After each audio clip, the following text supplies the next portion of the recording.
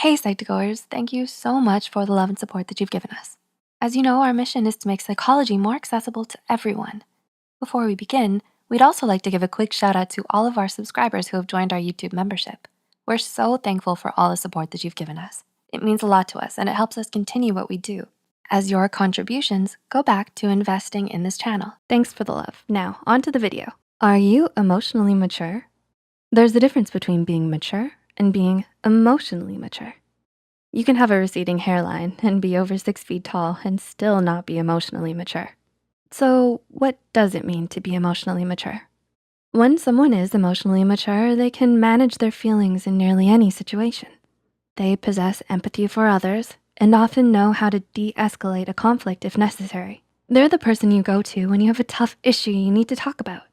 Sounds great, right? Well, to help you get a grasp on your emotions, here are 8 ways to become more emotionally mature. Number 1, identify your emotions. How can we get a grasp on our emotions if we don't first know what we're feeling?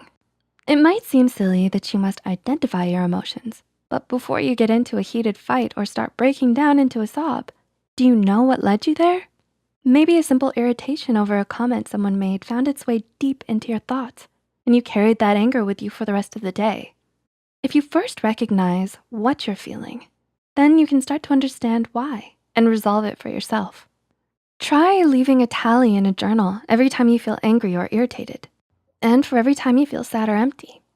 Then ask yourself why you felt that way. Being aware and understanding why you feel these things can help you manage your emotions. So if you know you're getting irritated at your brother for eating the last donut, your donut, take a breath and recognize that you're simply irritated at a donut before you say something you'll regret. That irritation could turn into anger for the rest of the day if you don't first identify why you were even angry in the first place. Now recognize your anger and acknowledge it. Remind yourself that your feelings are valid, but you don't have to act on them. Number 2, take responsibility. Have you ever denied something just because you didn't want to admit you were wrong? Sometimes reality can be hard to face, but it's more mature to take responsibility for our actions instead of brushing them away. If we simply ignore that we were wrong during an argument or don't take action on things that are our responsibilities, we can never learn and grow from our mistakes. Being aware, holding yourself accountable, recognizing you were wrong, and learning from your mistakes shows that you're emotionally mature.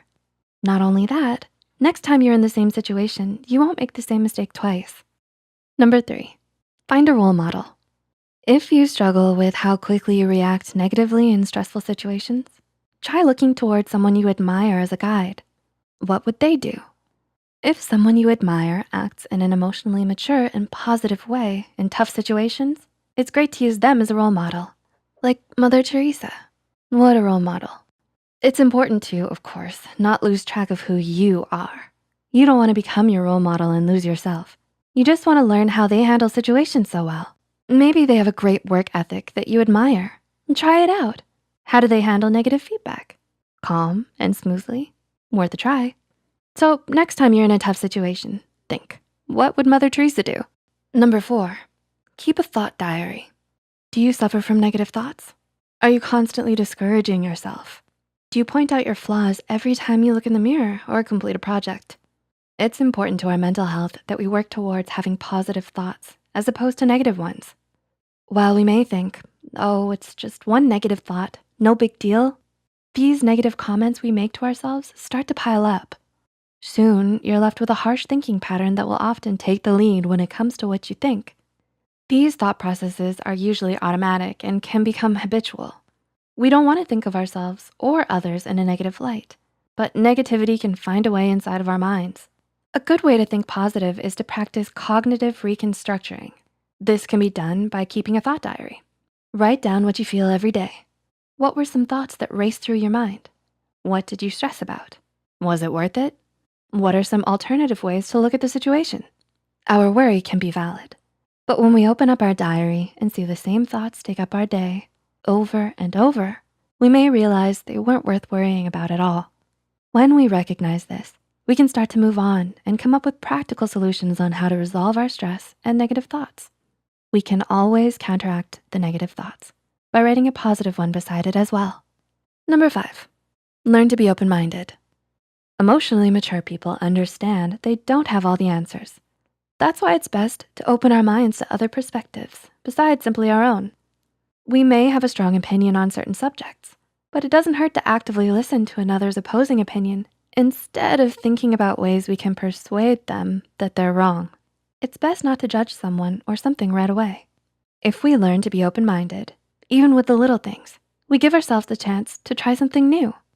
We can enjoy different films or literature we might not have thought was our taste, try a unique recipe, and most importantly, hear others out.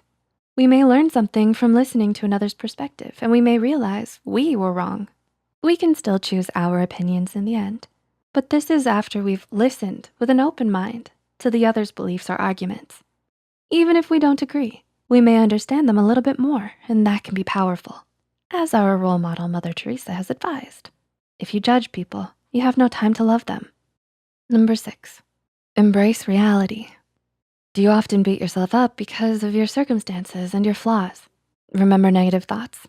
Do they spend a lot of time dwelling on your reality instead of dwelling on your flaws or even suppressing them? Accept and embrace them. This is your life. Instead of ignoring your struggles, find a way to be at peace with them. If you can change it, work towards change. If you can't, embrace who you are, where you are, and work towards what will make you smile. Embracing this will not only give you clarity to move forward, but peace as well. Mother Teresa's wise tips on peace? Peace begins with a smile. Number 7, pause and be patient. Have you ever been in a heated argument and said something you didn't mean and later regretted it? This is likely because we act on impulse when upset. If we take a moment to pause and reflect, we can then begin to say what we really mean. Simply expressing how we feel and why can turn a situation around by not only making the other person understand you, but yourself as well. Choose to pause in a stressful or confusing situation to give yourself the option to consciously choose how you want to react. It will only lead you on the path to emotional maturity. And number 8, live in the present. Dwelling on the past can cause us sadness and regret. Dwelling on the future, don't even get me started on how stressful. So, while we can learn from our past and make choices for our future, we need to learn to live in the present. If we're present and make conscious decisions, we're less likely to react negatively or fall into old habits. Being present is powerful. It's the only moment we can act, choose, experience, and enjoy if we allow ourselves to. We can't change the past, and we can't jump to the future. So why waste the precious time we have dwelling upon them? Life is happening now, as we speak, in front of you. And as Mother Teresa would say, yesterday is gone. Tomorrow has not yet come. We have only today. Let us begin. So, are you emotionally mature? Did you find these tips helpful? Let us know which one of these tips you'll follow in the comments below. Make sure to like and subscribe to Psych2Go for more psychology content and advice. And if you know someone who's emotionally immature, it might not hurt to share this video. Emotional maturity, here you come.